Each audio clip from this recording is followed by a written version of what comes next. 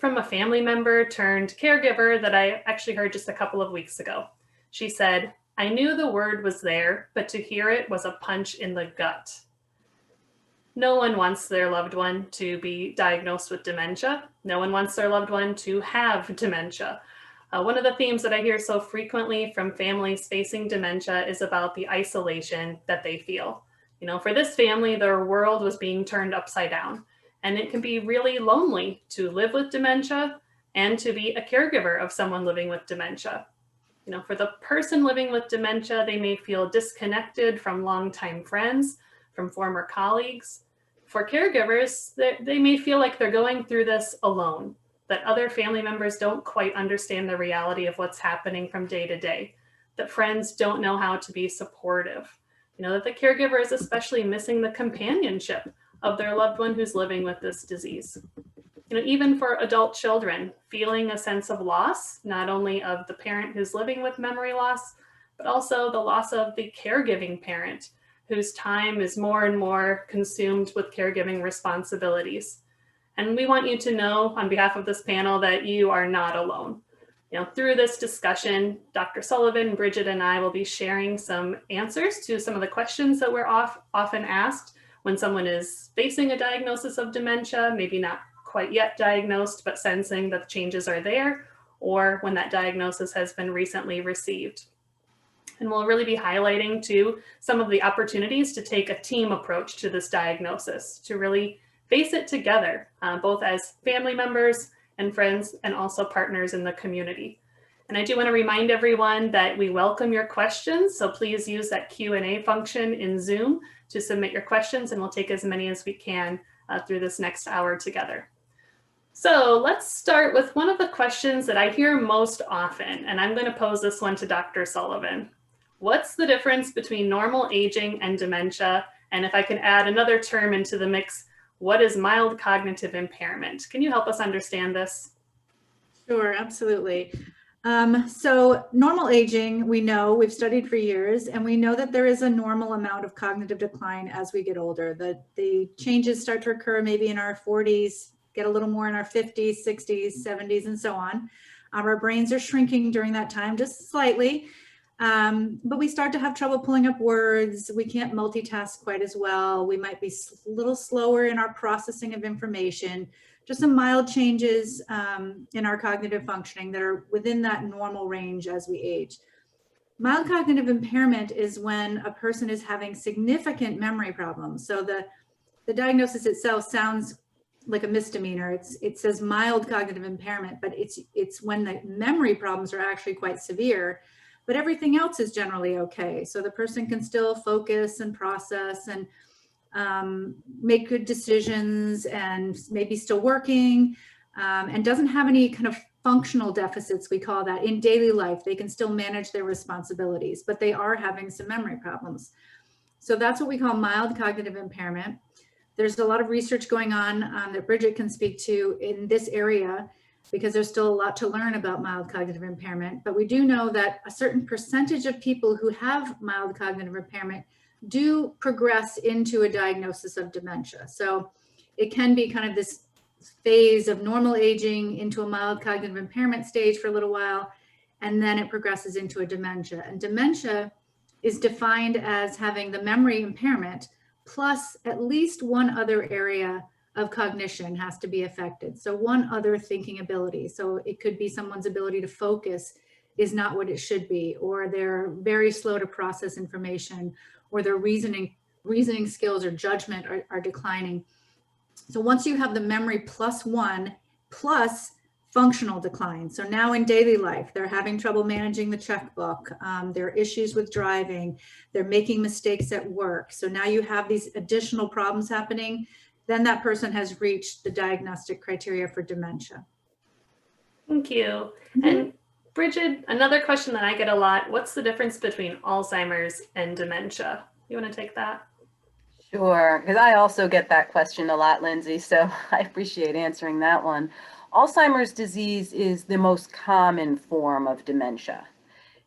So it is one of the dementias, the most common form. And then there are other forms of dementia I think maybe the most next common form would be mixed dementia. So you could have Alzheimer's disease and another type of dementia, or frontotemporal dementia, or Lewy body dementia. So again, there are many types of dementia, and Alzheimer's disease makes up the biggest piece of the pie. Okay, and how does one receive a diagnosis of dementia? If someone were to receive a diagnosis of Alzheimer's, for example, what kinds of tools are used to get to that point? I can start with that one and then Bridget can chime in. So usually it starts with the person complaining of memory problems, or maybe a family member is complaining that this person's memory is declining. So hopefully they go to a doctor. So if you go to your primary care doctor, the primary care doctor will then most likely refer you to a neurologist, because the neurologists are the brain specialists. So then you go to a neurologist, and a neurologist has a very kind of a standardized procedure for evaluating dementia. There are several tests that the neurologist will put you through, and what they're doing is trying to rule out anything that could be causing the memory problems. So we can't diagnose dementia yet from a blood test, or just putting you in a brain scan.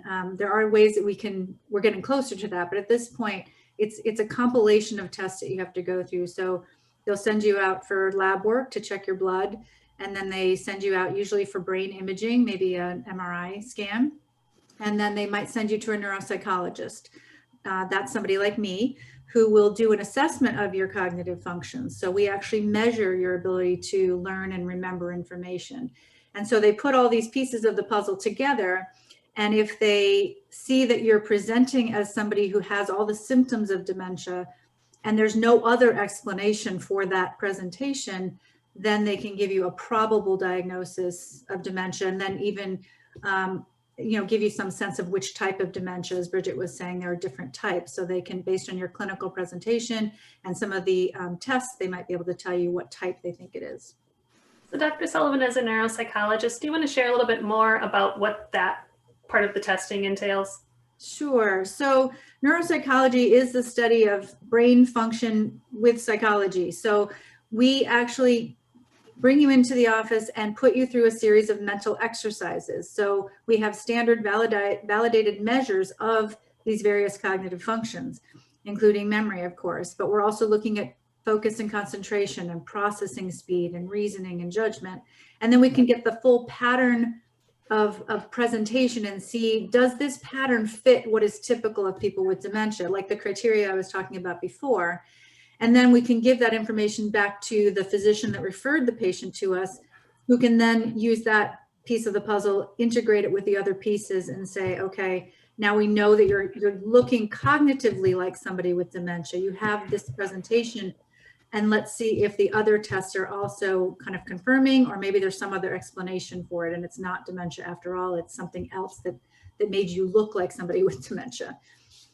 And so Bridget, if someone is noticing their family member who seems a bit more forgetful than normal, kind of what's the first step? Like, what's the first call to make? I think the first call to make should be to the primary care physician, because the primary care physician can do, in the office actually quite a bit. And we have to all remember there are vast areas of the country that don't have easy access to neurologists. So the primary care physician would be prepared to do some brief cognitive testing in the office. And then the neuropsychological testing that Dr. Sullivan does can be very helpful for more in-depth, more objective paper and pencil tests to help decide, what's going on. And in the office, you would want to be prepared to go with someone else, not the person with the memory problems, and someone who knows them well that can also comment on what's going on. So, and in terms of the history, you sort of break it down in terms of, I like to think of it as like the ABCs, but not in that order. But A being activity. So you're looking at and getting to what Dr. Sullivan had mentioned about dementia being a loss of function. So you want to kind of go in depth with the patient and their loved one about what how their functioning is, where they are now and if there's been any change. And then the B is behavior. So you want to evaluate if there are any changes in their behavior. For example, you know, if there are any signs of depression, how are they sleeping, how's their appetite, and so on. And C is cognition. So a careful history would look at all of those areas, and in addition would include past medical history and medications. And that's the, you know, sort of the history piece of it, and then a physical exam. And often also would be involved is imaging, brain imaging. So typically, although as Dr. Sullivan was saying, you can't diagnose Alzheimer's disease by, for example, a brain MRI, but the MRI would tell us if there's something else going on that could be contributing to the memory loss that the person's facing. So what are a few examples of other things that could be going on that might cause these dementia-like symptoms? Well, one thing to know about dementia is that it's universally gradually progressive. So any sudden changes, and you think about, for example, a delirium, it could be that the person is taking medications that are causing confusion or memory loss. Other things could be some kind of infection that's causing changes, confusion. So I don't know if Dr. Sullivan, you have anything to add to that? Yeah, you had mentioned depression too, and that's something that needs to be teased apart, because sometimes people who are severely depressed can come across as, you know, they have memory problems, they can't focus, they can't process. Sleep problems can make somebody feel very forgetful. So the psychiatric, the sleep, and then the infections, and there can be a condition where you get too much cerebral spinal fluid collecting in the brain, and it puts pressure on the brain itself, and that can make you confused. And so there are several things that you want to get ruled out. Even sometimes having a low vitamin level or a hypothyroidism or something can make you feel dulled cognitively. So there are lots of things that's why you have to go through so much testing. That's why they need to look at the labs and look at the brain. I mean, could be you have a tumor. I had one patient years ago who was in his 50s, and he did terribly on the testing. It looked like it might be an early onset dementia, and it turned out that he had a brain tumor. So, you know, they have to do the other tests to make sure that they know what's going on, and if there's any other explanation that can be treated and fixed. Because of course, dementia, if it truly is dementia, like Bridget said, it's a neurodegenerative condition that we can give medications and we can do things to help the situation, but we can't reverse it or cure it yet. So many good reasons to like not put your head in the sand and actually address what's going on, because it's possible that there could be something that could help if it's a treatable or reversible condition. Absolutely. So let's say that it's not. Let's say it's an irreversible form of dementia like Alzheimer's or vascular dementia. What are some of the benefits to early detection and diagnosis? Bridget, what would you say? Well, I think knowledge is the biggest, one of the biggest benefits. So the more you know, the more empowered you are to take advantage of resources and treatments that are available to you. The other piece that's very important is that we know that the pathologic changes that occur in Alzheimer's disease, and so I'm talking about the tangles and the plaques and the neurodegeneration. They begin to occur years before the onset of memory loss. So if by the time someone's experiencing memory loss in the earliest stages is the most important in terms of potential for possibly new treatments. We know that you want to intervene as early as possible. So, you know, waiting until dementia or MCI has progressed to dementia could mean that it's getting too late for some of the exciting new treatments that we're looking forward to be effective. So I see that a question has come in. It says, can a PET scan diagnose Alzheimer's? Would you like me to? Sure, if you want to. Okay. Yeah, so a PET scan is another tool that we have, and it cannot diagnose Alzheimer's, but it can help differentiate between different forms of dementia, and it's one piece of the puzzle. So there are different kinds of PET scans too. So there's a glucose PET scan that measures brain metabolism, and that basically tells us which areas of the brain are working as efficiently as we would expect them to, and which areas may not be. There's also an amyloid PET scan now that uses a tracer to measure brain amyloid. And in tau, the tangly protein in Alzheimer's disease, we also have in research, we're testing tau tracers. So we're really moving along with PET scans, and all of these things are what we call biomarkers. So you want to know, in the history, you want to know about the ABCs, the activity, behavior, and cognition, but you also want to know what we can measure.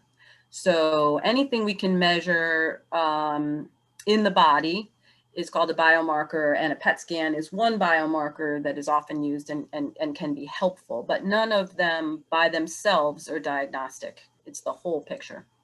Okay. And speaking of which, there is one other biomarker that is available clinically now, which is an MRI that has an ability to it can record the volume of the hippocampi. So that's right here in your temporal lobes, and they play a very important role in memory formation. So in the past, we had the MRI that could just look at the whole brain volume and look and see if the brain volume is smaller than it was before or smaller than it should be. But now we can look specifically at the hippocampi and the ventricles that surround those brain structures to see if the hippocampi are shrinking at an abnormally fast rate or they're abnormally small for somebody of that age.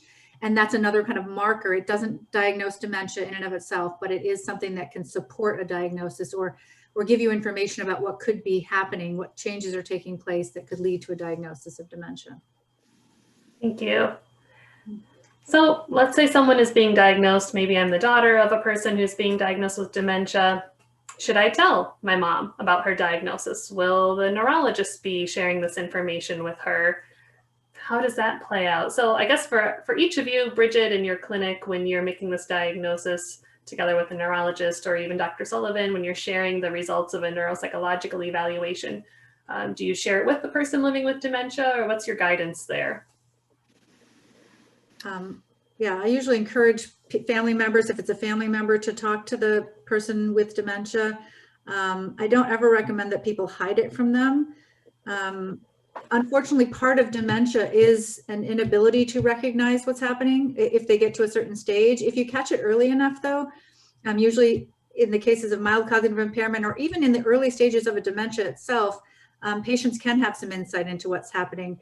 But sometimes they don't, and it can be very frustrating because families and doctors are trying to get the information across, but the patient doesn't seem to have the cognitive capacity to really understand what this means and what it means in terms of the implications for their functioning, that they are going to need some more help in their day-to-day living. And we have a lot of independent people out there, and they're very proud of being independent and what they've accomplished in their lives. And it's very hard to be told that, no, mom, you can't be cooking by yourself anymore, or we're not going to let you drive anymore. These are really hard things to accept. So as hard as it is, though, I do think it's very important to talk to the person with the dementia.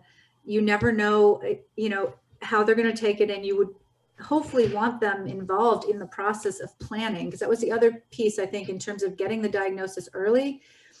Going to the doctor and finding out what's going on is that the earlier you get the diagnosis, the more the person with dementia can be involved in the process of planning for what's coming down the road. And I know that Insight offers some great programs. And so I think you can take advantage of those resources better, like Bridget was saying, when you get diagnosed earlier and you want the patient to know what's going on and to be part of that process. And oftentimes what you're referring to with that person is cognitively not being able to kind of understand and digest that information.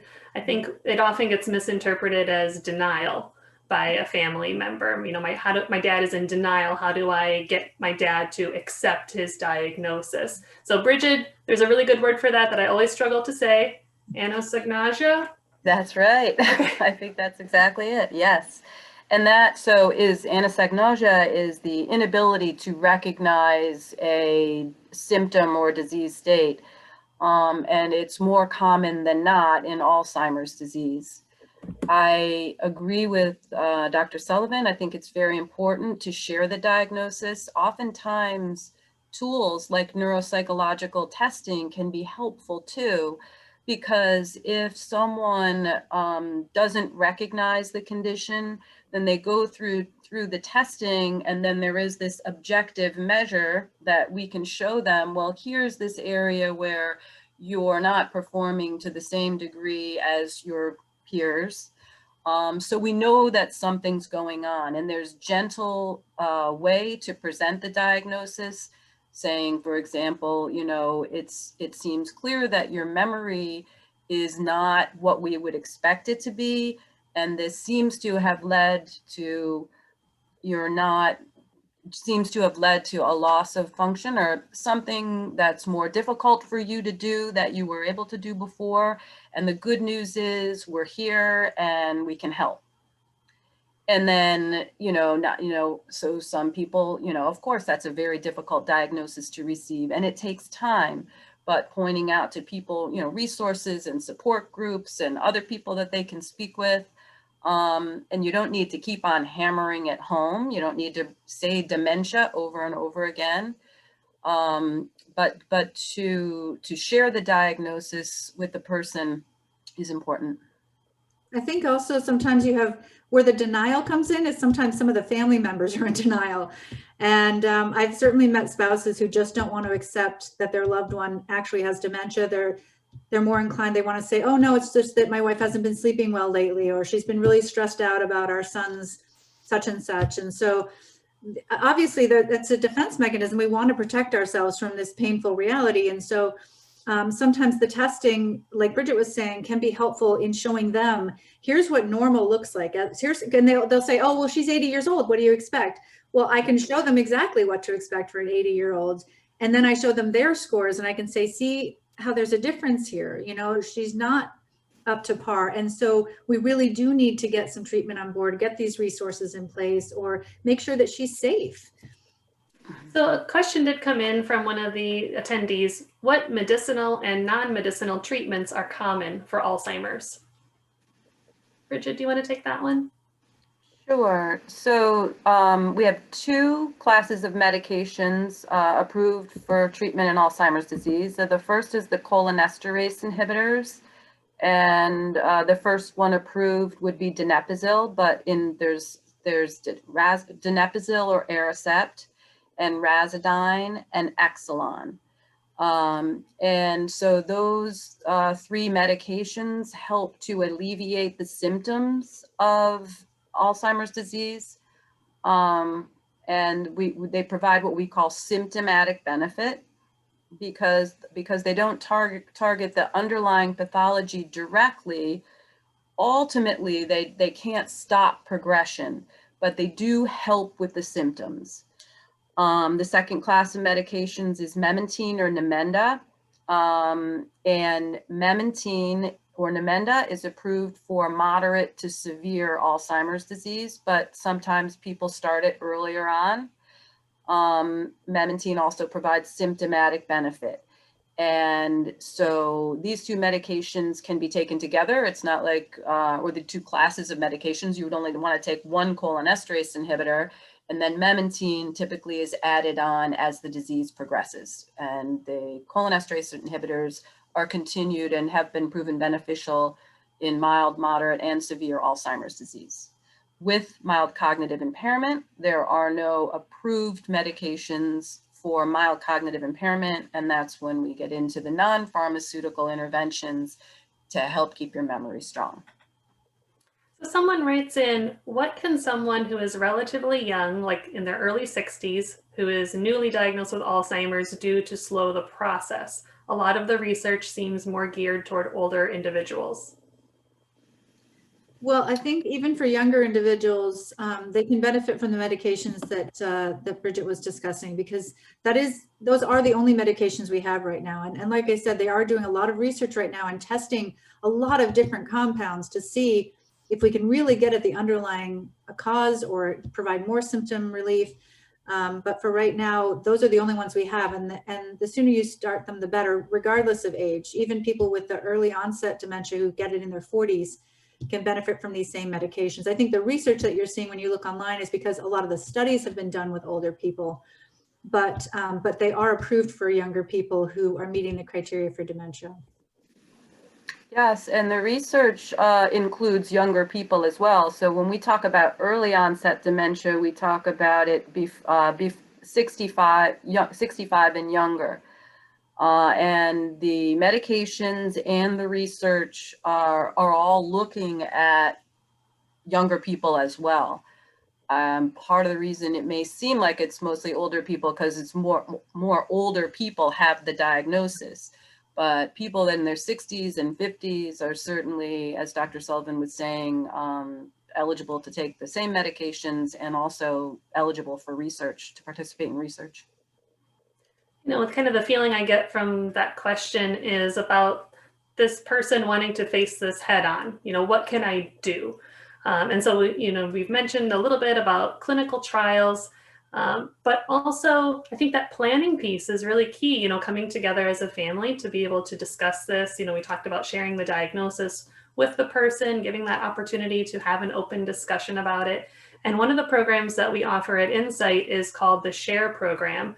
And this is exactly what it's meant for, those newly diagnosed families to really understand this diagnosis, to talk about, like, how can we communicate more effectively together about these topics, you know, what's important to my loved one, and having them there, part of the conversation, you know, really sharing what's most important to them, identifying different supports that family members and friends might play, community service providers, and really building a roadmap for the future, you know, for the person with that new diagnosis, as well as the primary care partner, to talk openly about these topics while that person has the most capacity to participate in those discussions.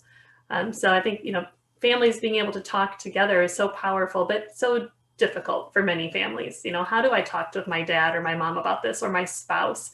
You know, it's a big change from what this family's roles have been in the past. So sometimes having that third party there to walk through these discussions can be really, really helpful. And how about for the person living with the diagnosis, what is the importance of physical activity, social cognitive activity, like brain games, exercises? What do we know about that, and how effective is that for the person living with the disease? I was just going to bring us back to that because we were talking earlier about non-medical interventions. So that can be very helpful. We know from research that there are three things that can definitely, if for anyone, whether you have dementia or not, just normal aging even, if you stay physically active, cognitively active, and socially active. So those are three main categories that you want to pursue as you're aging. Social activity keeps you supposedly from being, well, it lowers your risk of depression, because people who withdraw from their friends and family are more at risk from depression. Depression causes people to withdraw, so it becomes this kind of vicious cycle. And that can, as we know, depression can cause some cognitive issues as well. So that's just going to make things worse. And it does increase your risk of abnormal cognitive decline. Physical activity, there have been a lot of studies on exercise showing that people who are at risk for dementia, if they're divided into two groups and one group exercises regularly, and I'm just talking about walking, nothing really strenuous, versus the people who are sedentary, the people in the exercise group have lower rates of dementia. And then just staying cognitively active. There are studies there as well, showing that people who continue to learn and grow, and it doesn't mean you have to learn a whole new language when you turn 65, but you know, just little things like you were saying, the games on the computer, or crossword puzzles, or Sudoku puzzles, or word finds, you know, something though that challenges you a little more. Like some people get so good at crossword puzzles that it's just not that hard anymore, or you get so good at Sudoku. So you can still enjoy doing those things, but add in something that's a little more challenging for you. And even engaging in social activities, or joining a book club, or a Bible study group, or something that engages your brain, gets you talking with people. That's all working your brain like a muscle. And then there are specific, actual formal cognitive rehabilitation programs. There are people who believe and have shown that if you take a person with dementia and get them engaged in a program where they are exercising the brain, that they can have there's nothing that reverses it, but lifestyle changes and cognitive rehab can help. So I wanted to mention making sure you're getting good sleep, making sure you're eating healthfully, exercising, not abusing alcohol or drugs. Obviously, anything that's good for your body is also good for your brain. So you want to stay as healthy as you can. Do you want to add anything to that, Bridget, from the research side, as far as what the person with dementia can do in the early stage to be as healthy as possible? Yeah, I really think you both have kind of hit really the main points. We recommend in our clinic the Mediterranean diet, so low in fats, high in fruits and vegetables, not a lot of meat, fish, and trying to minimize stress, which can be difficult. And with the cognitive activities or keeping your brain active, it is important to keep yourself challenged, but not to the point where the activity is stressful, because then it can become depleting. But I'm not aware of any specific brain game that's been proven effective, but research is going on so that we can, try to look more at, is there one? I always get the question, please tell me, what is it, just this one thing I can do when you say keep my mind active? And, we're not there yet. So as Dr. Sullivan was saying too, it's with things you enjoy and that challenge you. Keep learning new things, but not to the point that it's depleting. If I could share some of the resources that we have locally, there are these groups that meet called memory cafes. And these are great opportunities for families, for the person living with this early stage diagnosis, as well as the primary care partner, to interact socially with other families who are going through a very similar journey. Memory cafes are typically free and open to the public. And of course, right now, due to COVID, most memory cafes are meeting in a virtual format. So it's hard not to be in the same room with other people. We miss that. But the good part about the virtual format is you really can join from anywhere. So finding a memory cafe where you really click with the people who are there, you enjoy it together, you don't have to travel or sit in traffic. These are great opportunities to start to get used to interacting with other families, get used to interacting with people who are sort of facilitating activities to do different kinds of discussion groups or brain games or exercises or creative expression projects. And there's a list of memory cafes in Northern Virginia on our website at insightmcc.org, and click on memory cafes. And so those are good resources. And also for those in the early stage of the disease, there are both in-person and virtual programs that really are meant for peer support, for cognitive stimulation, and just for kind of social connection, a sense of purpose, a sense of fun and camaraderie. And at Insight, we have a virtual program called Insight at Home, which is for those with MCI or early stage dementia, again, virtual. Or we have a Reconnections program that meets at our location in Fairfax, and soon also, hopefully we'll be meeting in Loudoun County, which is for those in that early stage of dementia to really, see each other on a regular basis, interact, challenge their bodies, challenge their minds, and really the goal is for quality of life, not to reverse any disease process, but really to have that sense of purpose and connection, and to keep as physically and cognitively active as possible. But I also don't want to leave family caregivers out of the mix here. So we're talking about, what should my loved one do? How do they stay as healthy as possible? But the three of us know, and those of you who are out there listening, I'm sure are experiencing too, the stress that comes along with caregiving, the toll that can take, the isolation that a caregiver can feel. And so I really do want to encourage those who are family caregivers of someone with early stage dementia to get connected to each other, to other care partners. There's an early stage care partner support group that meets at Insight, virtually. classes for caregivers, but also all across Northern Virginia and the DC metro area, there are lots of opportunities to be connected to caregiver support groups and to participate in different kinds of webinars and classes to really make sure that that caregiver has the information and the support that they need. You know, I think a key piece of providing a great quality of life for the person living with the diagnosis is to make sure that that caregiver has all of the tools that they need, both sort of knowledge in the caregiving, but also that self-care aspect, you know, so that the person isn't reaching that point of just burnout and exhaustion, because all of that has sort of a trickle effect for the person who's living with this diagnosis.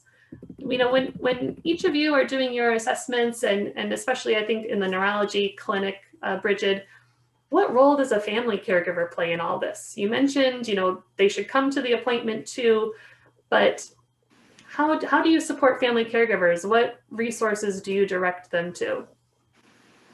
Well, the same as the resources that you just mentioned, Lindsay, they're very important. They're the kind of eyes and ears to keep us informed about what's going on. It's a joint effort. But I also agree completely that it's so important that caregivers take the time to care for themselves. They ask for help, rely on others, and become involved in the memory cafes or the support groups where other people also often have great ideas because they're facing the same situation or a similar situation. That's really important early on too, because we know that things are going to get worse, unfortunately, and the burden of care will get greater as the disease progresses. So if you can identify some support systems early on, and maybe you don't need to use them so much in the beginning, maybe you can manage a lot of things by yourself and go to a memory cafe and get some great ideas. But I think part of being part of a social group, and even in that early stage where you don't feel like you need as much tangible support, is that the people who know you can watch you and see how you're doing. Because some people, you know, the caregivers can be just as stubborn and independent minded as the people with dementia and feel like, no, I can do this by myself, and not realize the toll it's taking on them, because it is a very gradual progression. So things just kind of add up a little bit at a time. You start doing a little more and a little more and a little more, and you might not even realize it. And so if you have those loved ones around you, you know, adult kids and friends and, you know, community resources, Insight Memory Care, you know, just to keep an eye on the caregivers. And as much as the caregivers are helping the person with dementia, these other resources can help the caregiver and be in place already, so that when they need to take advantage of the support more, they're already in place. So that really reminds me of some of the individuals who would play a role in that care team. So we're talking about the person with the diagnosis being part of the discussion, the primary care partner, but also those other family members like adult children. We're talking about friends. We're talking about a neurologist, a neuropsychologist, places like Insight, you know, other community resources. Who else might be part of this kind of team approach? I'm thinking there may be times when there's emotional support that's needed. Maybe it's a counselor, or psychiatrist, maybe a social worker. You know, who else do you guys refer to? Who do you suggest that families get in touch with? A financial planner is another person to get in touch with. It's also important for the caregivers to sort of have a plan if something were to happen to them. Then who would be caring for, and together with the person with dementia, you know, what would happen, because that does happen. Even, you know, sometimes, you know, the caregivers have an incident. So financial planning and legal planning in advance are another important pieces of the puzzle. Yeah, you definitely want to have power of attorney assigned to someone. Hopefully people do that well before something like this happens. People should be doing this, you know, earlier in life.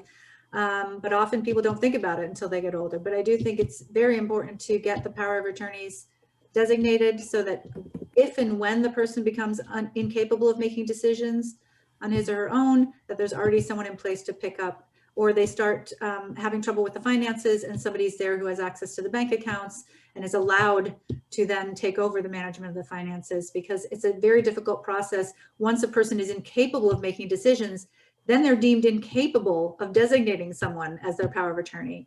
And then the courts can get involved and assign somebody else, a conservator, you know, an outsider, and it can be very complicated, although that can be helpful in situations where there isn't someone in the family to serve as power of attorney. You'd rather have it within the family if there is someone. So the more you can get that legal advice and make those legal decisions earlier in the process, or even before the process starts, the better. I think those are two really great points: the financial advisor, you know, talking with an elder law attorney, getting those legal documents in place. And I also want to point out too that oftentimes people, hopefully they have these kinds of documents in place, but they might have written them up 5 years ago or 10 years ago or more, and the circumstances have changed. So for the person with dementia, their wishes may be a little bit different. And for care partners, if this is my spouse who's been diagnosed with dementia, and maybe I've listed my spouse as my power of attorney, I need to update my own documents because my spouse may not be capable of making those kinds of, you know, really serious, complex decisions for my care if there were something unexpected to happen. And I also wanted to point out other members of the team might include a care manager, whose role is to help advocate, coordinate care, direct towards resources, really get to know families. And I think those are especially helpful professionals when there's maybe a very, very small family, maybe no local children.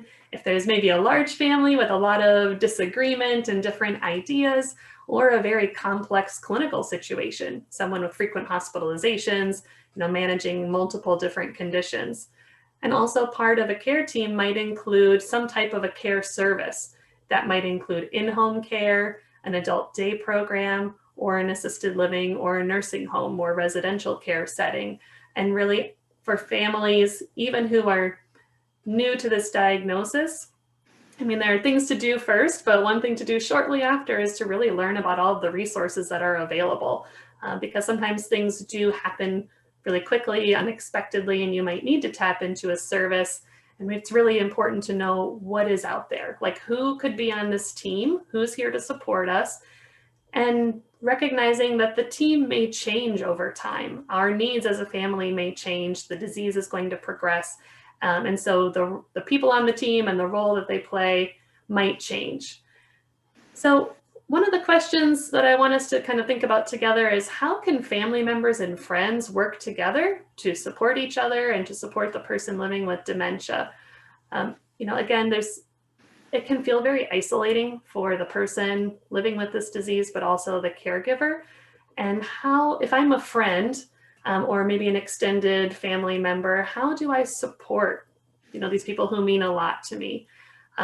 I hear so often from caregivers, you know, well, yes, my friend said, you know, call me if you need anything, but I've never called them, right? I don't feel comfortable calling and asking for help. And like Bridget was sharing earlier, maybe there's no tangible help that's needed right now, but there are ways that families and friends can be really emotionally and socially supportive. Do either of you have any thoughts about how family members and friends can really help support this individual and their care partner? Well, one of the things that I think is really unfortunate is other people can be sort of afraid, and they may think, I don't want to interfere. And so I think it's very important with friends to sort of to be clear about ways in which they might be able to help, you know. So, you know, if they say, you know, I'm here to help, you know, say, okay, so, you know, what about one afternoon or for an hour a week, come over so that I can get out and do some things. But sort of, you know, be thinking in your mind of what you could ask other people to do, and don't hesitate to do that. Yeah, I always go ahead, Dr. Sullivan.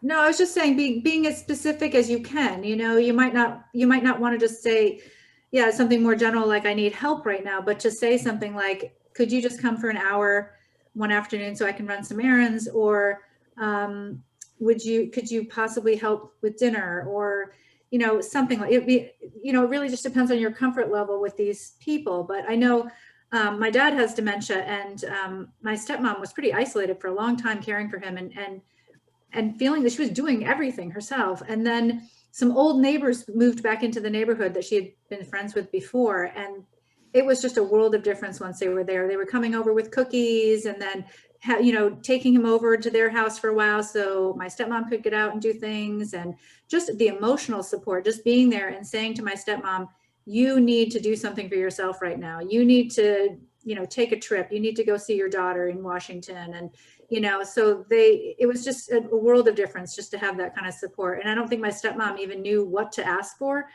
but the neighbors just kind of were there and came up with ideas, and it just worked out really nicely. And I've seen that with a lot of my patients too. It is hard if you're more the introvert type and you've never really had a lot of friends and you've never been part of a big group before. I see those people struggle a little more to reach out versus the people who are already part of big social groups that are kind of in place. They've been there their whole lives.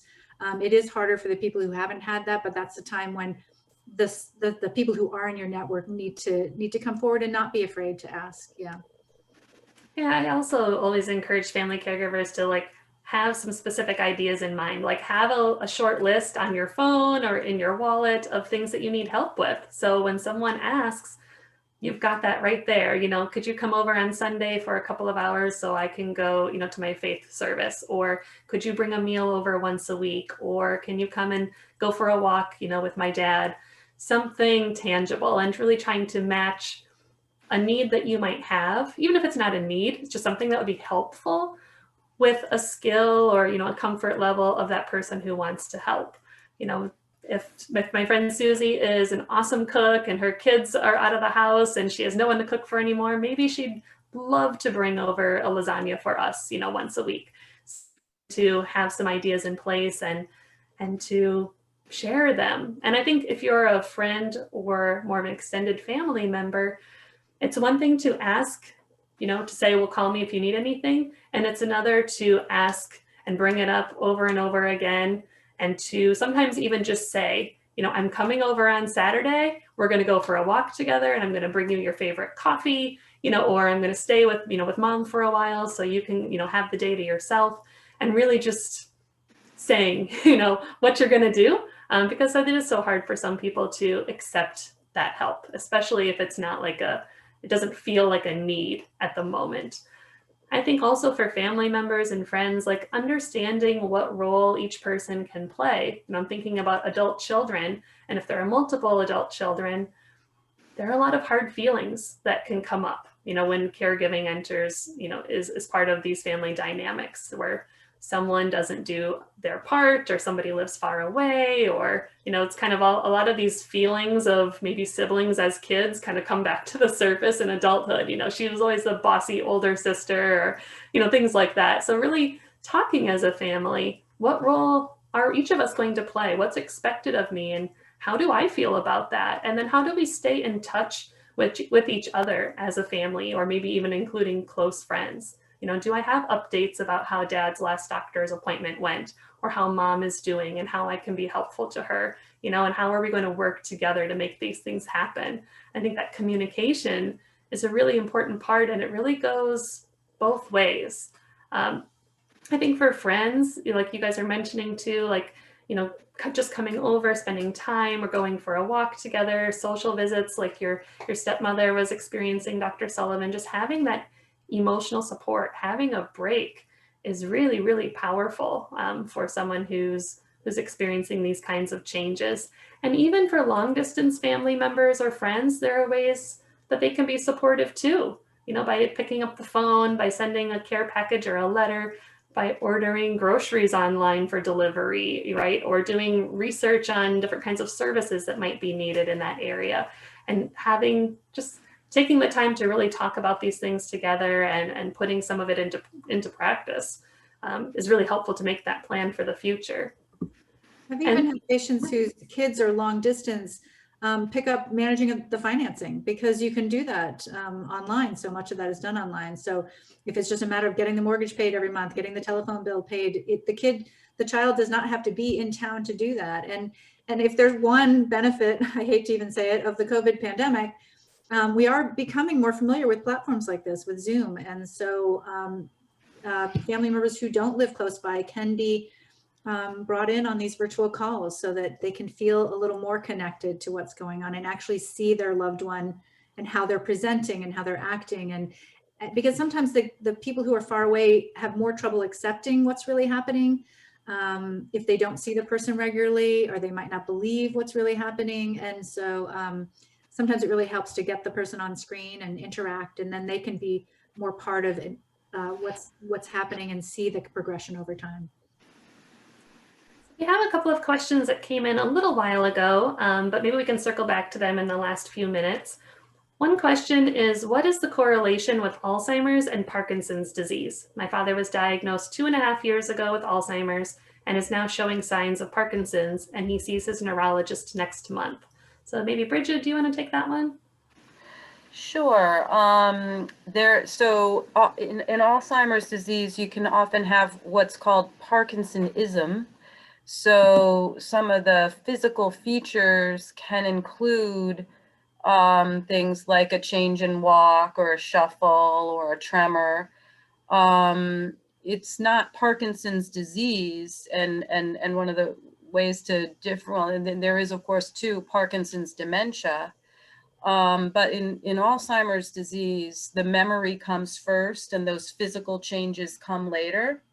And in Parkinson's disease, the physical changes like the shuffle gait and the stoop gait and the mask face would come first, and then the memory, the dementia changes come later in the disease. So there's often some overlap in the symptoms, and some of the medications, for example, the cholinesterase inhibitors, can be helpful in Parkinson's disease dementia as well. I don't know if Dr. Sullivan, you have anything to add to that? No, I mean, that's what I know about it too. I think if you look at the pathology, if you were to take a piece of the brain and look at it under a microscope, it looks different, Alzheimer's versus a Parkinson's type dementia. But because we don't have medications that target one versus the other, you're going to have basically the same treatment. Of course, you'll have different symptomatic treatments for a tremor or a shuffle associated with Parkinson's or Alzheimer's, but we don't have diseases, I mean, medications that are different for each. And the progression, unfortunately, is fairly similar over time, whether it's a Parkinson's disease related dementia or an Alzheimer's.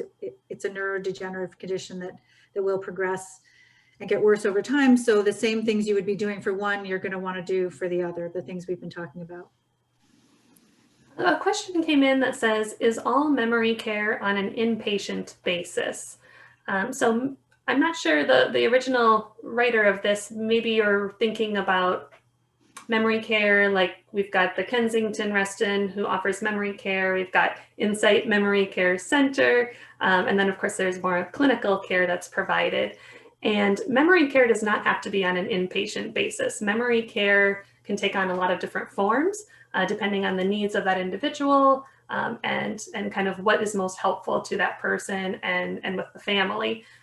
Services like Insight Memory Care Center, we have an adult day program where people come during the day, maybe a few days a week, and then they go home at the end of the day. So they still live at home, but they have some place that they go for purpose, for activity, for socialization, and even for some medical management. And then there's also memory care, more like 24/7 type of memory care, which would be more of a memory care assisted living facility. So hopefully that clarifies that question, or answers that question a little bit. We have one that came in, maybe again, well, maybe either of you might have some thoughts about this. It says, there is some thought about nicotine and the positive effects of that. Do you have any thoughts about this? Not saying smoking, but using the patch. I do. I have thoughts on that, yes. So there's a clinical trial going on using the nicotine patch right now, and a previous study preceded it. It looks like nicotine is a stimulant. So, well, nicotine is a stimulant, and it seems as though that stimulant may help with memory. So the nicotine patch trial is also called MIND, the MIND study, MIND, and it's recruiting people with mild cognitive impairment or with subjective memory complaints. So it could be someone who has a subjective memory complaint or has a diagnosis of mild cognitive impairment. And it's a double-blind placebo-controlled trial to examine whether or not the nicotine patch is helpful.